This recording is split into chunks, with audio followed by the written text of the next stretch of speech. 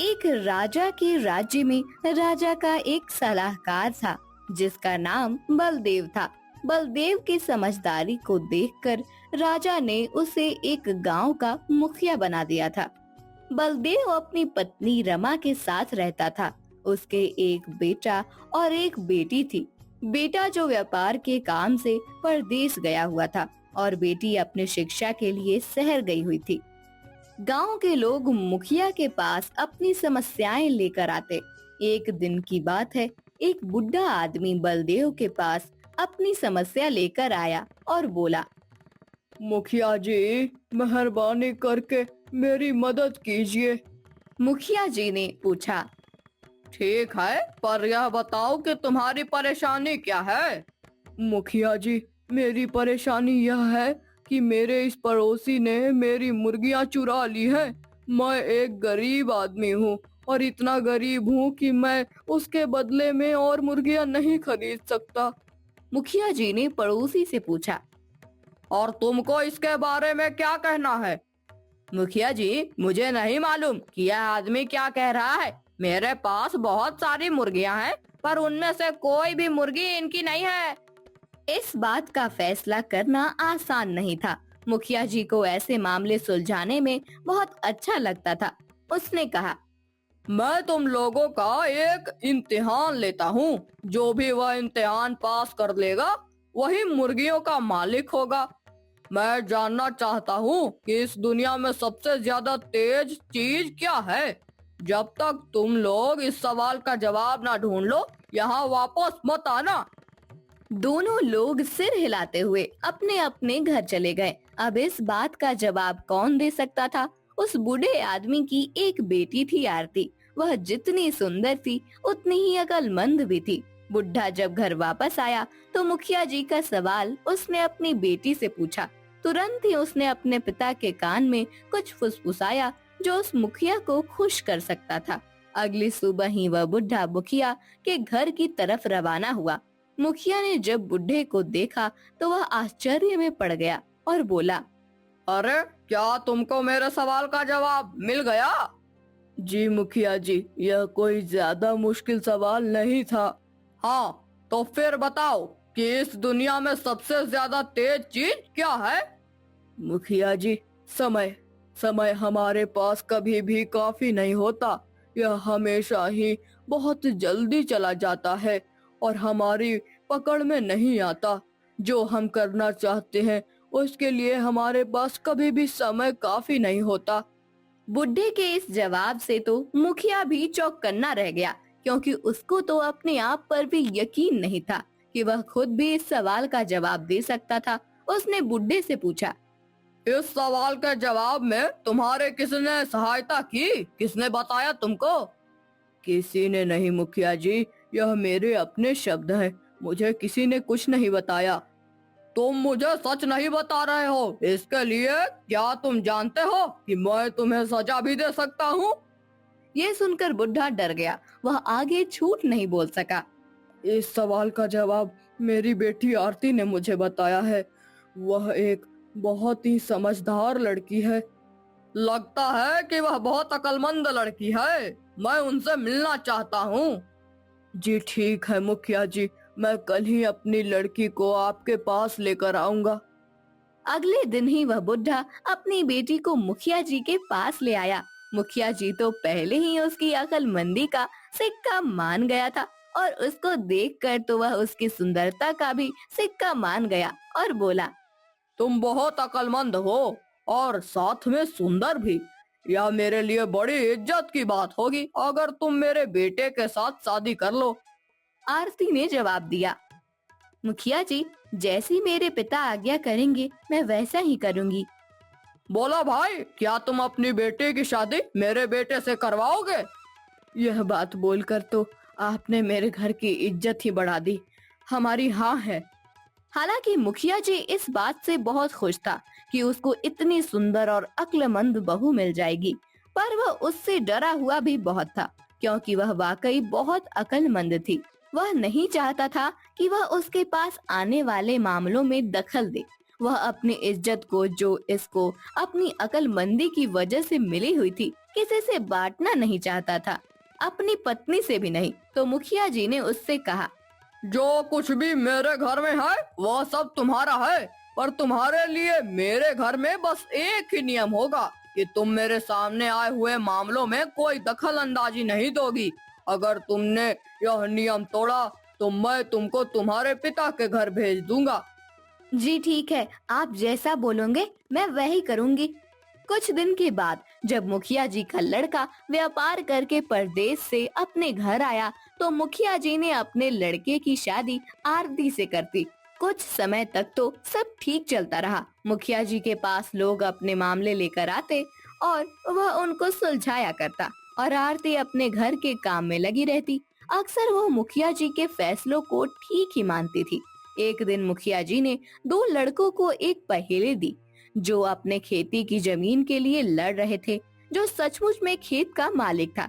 वह लड़का उस पहेली को लेकर बहुत परेशान था। यह सब देखकर आरती से रहा नहीं गया। उसने उस लड़के से पूछा, भैया तुम इतने परेशान क्यों हो? मुखिया जी ने मुझे बिल्कुल ही नामुमकिन काम दे रखा है। उसने हमें एक एक अंडा दिया है और कहा है कि जो कोई इस अंडे के बच्चे को मुझे सुबह लाकर दिखाएगा, खेत उसी का होगा। आरती जानती थी कि उसको उस लड़के की सहायता नहीं करनी चाहिए, पर इसका हल बहुत ही साफ था और वह लड़का उस काम को लेकर वाकई बहुत परेशान था। तो वह उसको उसके काम का हल बताए बिना ना रह सकी। उसने लड़के से कहा, भैया तुम मुखिया जी के पास थोड़ा सा चावल लेकर जाओ और उससे कहो कि वह उस चावल को आज ही बो दे, ताकि तुम कल सुबह उस अंडे में से निकले बच्चे को वह मुलायम ताजा चावल खिला सको। उसको भी पता चल जाएगा कि एक दिन में चावल उगाना उतना ही नामुमकिन है जितना आज के अंडों में से सुबह चूजे का निकलना। लड़का यह सुनकर बहुत खुश हुआ। वह तुरंत ही मुखिया जी के पास चावल लेकर गया और जो शब्द आरती ने उससे कहे थे, उसने वही शब्द जाकर मुखिया जी से कह दिए। पर मुखिया जी यह सुनकर खुश नहीं हुआ। वो बहुत गुस्सा हुआ। उसने पूछा, किसने कहा तुमसे यह सब? किसने दिए तुम्हें चावल? तुम्हारे जितने बड़े बच्चे के लिए ये शब्द बहुत ज्यादा अक्लमंदी के हैं। यह मेरी ही शब्द है मुखिया जी, ये मेरे ही विचार है। किसी और ने इसमें मेरी कोई सहायता नहीं की। देख लो, अगर तुमने झूठ बोला तो मैं तुझको सजा दूंगा। इस पर वह लड़का घबरा गया और बोल पड़ा, मुखिया जी, वह आपके घर की बहू थी। उसने सोचा कि आप मेरी अक्लमंदी की कदर करोगे। इस पर मुखिया जी आरती पर बहुत गुस्सा हुए, क्योंकि उसने उसको एक ही तो नियम मानने को बताया था और वही उसने तोड़ दिया। शाम को जब मुखिया जी घर आए तो उसने आरती को अपने सामने बुलाया और उसे बहुत डांटा। उसने कहा, बहू, क्या तुमको मालूम नहीं है? मैंने तुमको केवल एक ही नियम मानने के लिए कहा था और वह भी तुमने नहीं माना। जाओ, अब तुम अपने पिता के घर चली जाओ। मुखिया जी की पत्नी बोली, जी इस तरह से बहू को घर से बाहर निकाल दोगे तो लोग हमारे बारे में क्या कहेंगे? इसकी पहली और आखिरी गलती समझकर इसे माफ कर दीजिए। आगे से यह ऐसी गलती कभी नहीं करेगी। मैं इसे समझा दूंगी। मुखिया अपनी पत्नी की बात से सहमत हो गया। एक दिन आरती कुएं पर पानी भरने गई हुई थी। तभी कहीं से 4 राहगीर वहां आ पहुँचे। उनमें से एक राहगीर बोला, बहन मैं बहुत प्यासा हूँ, क्या मुझे पानी पिला दोगी? आरती को पानी पिलाने में थोड़ी झिझक महसूस हुई। उसके पास लोटा या गिलास भी नहीं था जिससे वह पानी पिला देती। इसी कारण वहाँ उन राहगीरों को पानी पिलाना उसे ठीक नहीं लगा। फिर उससे पूछा, आप कौन हैं? मैं एक यात्री हूँ। यात्री तो संसार में केवल 2 ही होते हैं। आप उन दोनों में से कौन हैं? अगर आपने मेरे इस सवाल का सही जवाब दिया तो मैं आपको पानी पिला दूंगी, नहीं तो मैं पानी नहीं पिलाऊंगी। बेचारा राहगीर उसकी बात का कोई जवाब नहीं दे पाया। तभी दूसरे राहगीर ने पानी पिलाने की विनती की। आरती ने दूसरे राहगीर से पूछा, अच्छा तो आप बताइए कि आप कौन हैं? दूसरा राहगीर तुरंत बोल उठा, मैं तो एक गरीब आदमी हूँ। भैया गरीब तो केवल 2 ही होते हैं, आप उनमें से कौन हैं? प्रश्न सुनकर दूसरा राहगीर चकरा गया उसको कोई जवाब नहीं सूझा तो वह चुपचाप हट गया। तीसरा राहगीर बोला, बहन मुझे बहुत प्यास लगी है, ईश्वर के लिए तुम मुझे पानी पिला दो। अब आप कौन हैं? बहन मैं तो एक अनपढ़ गंवार हूँ। अरे भाई, अनपढ़ गंवार तो इस संसार में दो ही होते हैं, आप उनमें से कौन हैं? बेचारा तीसरा राहगीर भी कुछ बोल नहीं पाया। अंत में चौथा राहगीर आगे आया और बोला, बहन मेहरबानी करके मुझे पानी पिला दो, प्यासे को पानी पिलाना तो बड़े पुण्य का काम होता है। आप कौन हैं? बहन मैं तो बड़ा ही मूर्ख हूँ। मूर्ख तो संसार में केवल दो ही होते हैं, आप उनमें से कौन हैं? वह बेचारा भी उसके प्रश्न का उत्तर नहीं दे सका। चारों पानी पिए बगैर ही वहाँ से जाने लगे तो आरती बोली, यहाँ से थोड़ी ही दूर मेरा घर है, आप लोग कृपया वहीं चलिए, मैं आप लोगों को पानी पिला दूंगी। चारों राहगीर उसके घर की तरफ चल पड़े। आरती ने पानी का घड़ा उठाया और छोटे रास्ते से अपने घर पहुंच गई। इतने में वे चारों राहगीर उसके घर पहुंच गए। आरती ने उन सभी को पानी पिलाया। पानी पीने के बाद वे राहगीर अपनी राह पर चल पड़े। उसी समय उसका पति भी अपने घर आ गया, जो व्यापार के काम से विदेश गया हुआ था। उसने चारों राहगीरों को अपने घर से बाहर निकलता देख लिया। ये सब देखकर उसे बड़ा दुख हुआ। वह सोचने लगा, मैं तो व्यापार करने के लिए परदेश जाता हूँ और यह मेरी गैर हाजिरी में पराये मर्दों को घर बुलाती है। इसे तो मेरी लिहाज नहीं है। यह सब देखकर अगर मैं चुप रह गया तो आगे से इसकी हिम्मत और बढ़ जाएगी। मेरे पीछे से ना जाने क्या क्या करती होगी। फिर एक बात और भी है, बीमारी को अपने आप ठीक नहीं होती, उसके लिए वैद्य के पास जाना पड़ता है। क्यों ना इसका फैसला पिताजी पर ही छोड़ दूं। यही सोचता हुआ वह सीधा मुखिया जी के पास जा पहुंचा और उनसे सारी बातें बताईं। मुखिया जी ने उसकी सारी बातें सुनकर उसी वक्त गुस्से में बहू को बुलाने के लिए अपने एक आदमी से कहा, तुरंत आरती बहू को सभा में उपस्थित किया जाए। उस आदमी को अपने घर पर आया देख उस मुखिया की पत्नी ने अपनी बहू से पूछा, क्या बात है बहू रानी, तुम्हारी किसी से कहाँ सुनी हो गई क्या, जो उनकी शिकायत पर तुम्हारे पिताजी ने तुम्हें बुलाने के लिए अपने आदमी भेज दिए? आरती ने सास की चिंता को दूर करते हुए कहा, नहीं सासू माँ, मेरी किसी से कोई कहा सुनी नहीं हुई, आप बिल्कुल भी फिक्र ना करें। फिर वह उस आदमी के साथ मुखिया जी के पास चली गई। मुखिया ने बहू से पूछा, तुम दूसरे मर्द को घर क्यों बुला लाई, जबकि तुम जानती थी कि तुम्हारा पति घर पर नहीं है? जी मैंने तो केवल कर्तव्य का पालन किया है, प्यासे को पानी पिलाना कोई अपराध नहीं है, यह हर गृहिणी का कर्तव्य है।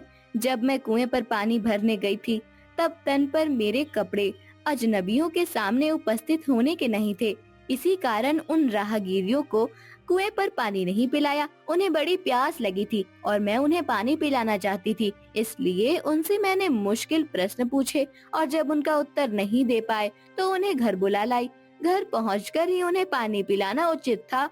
मुखिया जी को बहू की बात ठीक लगी। मुखिया जी को उन प्रश्नों के बारे में जानने की बड़ी उत्सुकता हुई जो बहू ने चारों राहगीरों से पूछे थे। भला मैं भी तो सुनूं कि वे कौन से प्रश्न थे जिनका उत्तर वे लोग नहीं दे पाए। बहू ने तब वे सभी प्रश्न दोहरा दिए। बहू के प्रश्न सुनकर मुखिया जी और सभा में बैठे सभी लोग चकित रह गए। फिर मुखिया जी ने उनसे कहा, तुम खुद ही इन प्रश्नों के उत्तर दो, हम अब तुमसे जानना चाहते हैं।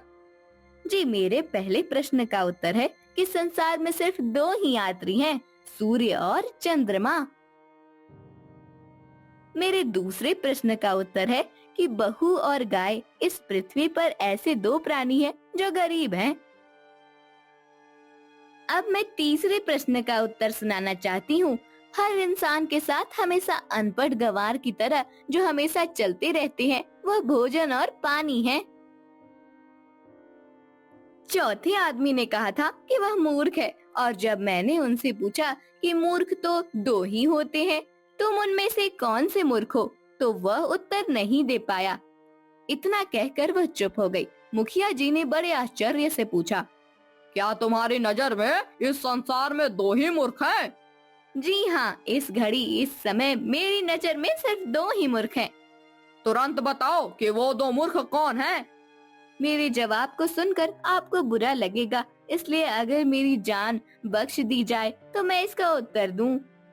मुखिया जी को बड़ी उत्सुकता थी यह जानने की कि वो दो मूर्ख कौन हैं, तो उसने तुरंत बहू से कह दिया, तुम बेफिक्र होकर कहो, हम वचन देते हैं कि तुम्हें कोई सजा नहीं दी जाएगी।